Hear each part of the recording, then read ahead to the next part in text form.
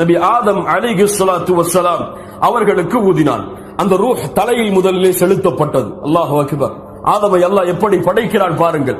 அப்படி உருவம் அமைக்கப்பட்டதற்கு பிறகு தன்னுடைய கரத்தால் அல்லாஹ் அந்த உருவத்தை வடிவமைக்கிறான். மனிதர்களை படைத்தவன் தன்னுடைய கரத்தால் உருவங்களை வடிவமைத்தான். மனிதர்களை படைத்து தலையில் ரூஹை செலுத்தினான். அது உடலெல்லாம் பரவியது.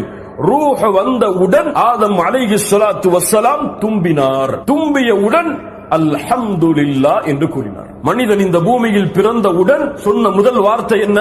அல்ஹம்துலில்லாஹ். அல்லாஹ் ரப்புல் ஆலமீன் அவன் பதில் கூறினான், இர்ஹமுக ரப்புக், உன் ரப்பு உனக்கு அருள் செய்யட்டும் என்று. சுப்ஹானல்லாஹ்.